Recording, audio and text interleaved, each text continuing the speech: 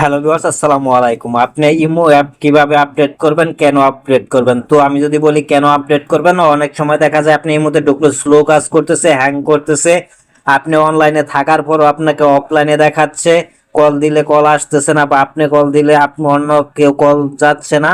তো এরকম বিভিন্ন সমস্যা যদি আপনি ফেস করে থাকেন, তাহলে কিন্তু ইমো অ্যাপটা আপডেট দেওয়ার সঙ্গে সঙ্গে আপনি সমাধান পেয়ে যাবেন। তো কিভাবে ইমো অ্যাপ আপডেট দিবেন, তো আমি দেখিয়ে দিচ্ছি। তো আমরা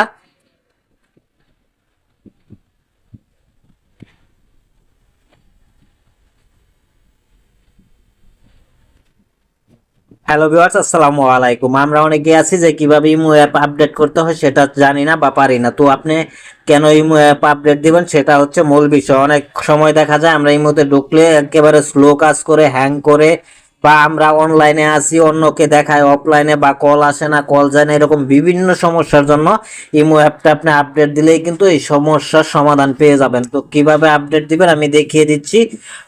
তো এর জন্য আমরা যে কাজটি করব, আমরা সরাসরি গুগল প্লে স্টোরে চলে যাব। যে আপনাদের ফোনে যে গুগল প্লে স্টোরটা রয়েছে, গুগল প্লে স্টোরটা ওপেন করে নেবেন। আমি গুগল প্লে স্টোরটা ওপেন করে নিলাম। ওপেন করার পর আপনি এখানে গুগল প্লে স্টোরের সার্চ বার পেয়ে যাবেন। এই যে সার্চ বার কারো উপরে বা কারো নিচের দিকেও থাকতে পারে। তো আমরা সার্চ বারে চলে আসলাম। সার্চ বারে চলে আসার পর লিখবো আইমো। তো আইমো লিখে আমরা সার্চ করে দিলাম। সার্চ করার পরে এই দেখেন আইমো অ্যাপসটা আপডেট চাচ্ছে।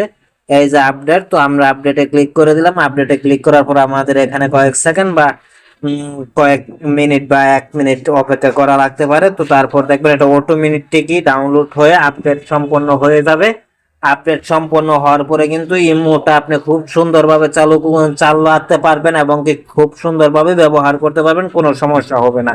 তারপরেও যদি আপনার ইমো অ্যাপসে কোনো সমস্যার সম্মুখীন হন, অবশ্যই কমেন্ট করবেন, আমি সমাধান করে দেওয়ার চেষ্টা করবো ইনশাআল্লাহ। ভালো থাকবেন, আসসালামু আলাইকুম।